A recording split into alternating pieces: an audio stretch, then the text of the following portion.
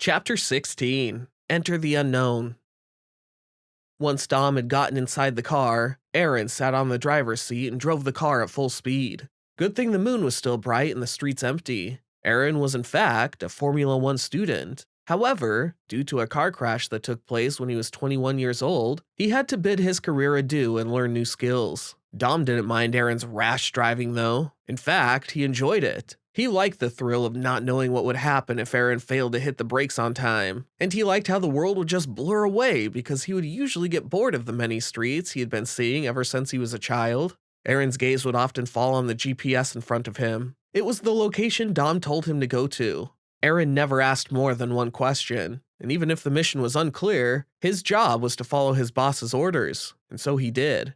Aaron and Dom were getting closer to the location. Dom couldn't help but feel that Kai's kidnapping was his fault. After all, they wanted Dom, and might even have been following Kai to the coffee shop. Dom scratched his eyebrows nervously, a habit he grew into ever since he was hospitalized. There was a scar right above his eyebrow that would keep itching from time to time, and now, even though it wasn't itchy, Dom liked slightly scratching the bump. A few minutes later, Aaron came to an abrupt but complete stop. He glanced back at Dom and nodded. Dom nodded too and unbuckled his seatbelt. He opened the door and got out. Looking around, Dom realized that they were in a shipping port.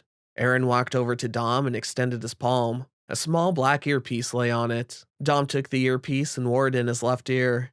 Aaron looked down at his phone and then pointed his finger at the container in front of them. Dom started walking towards it. He wasn't sure who or what was inside, but he only had one goal in mind. That was to save Kai, no matter the cost. Once Dom and Aaron were inside the dark container, which Dom noticed was unlocked, so maybe they were in the right place after all. He looked around and called out, "I'm here!"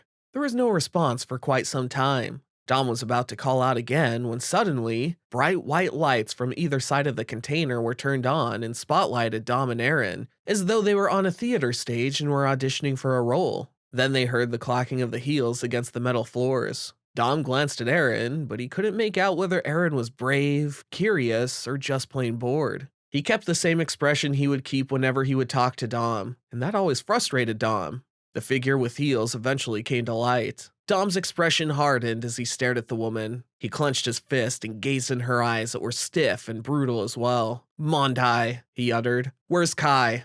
Mondai chuckled softly and shook her head. "She's safe.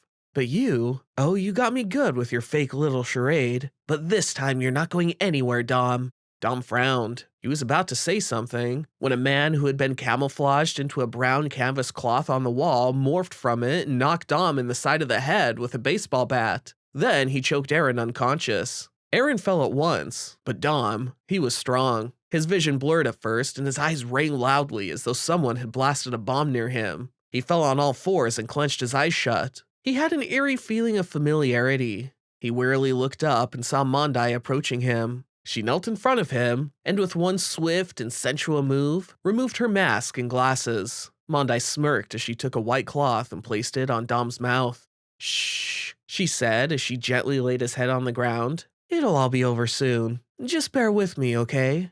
And with those last words, Dom's eyes shut themselves.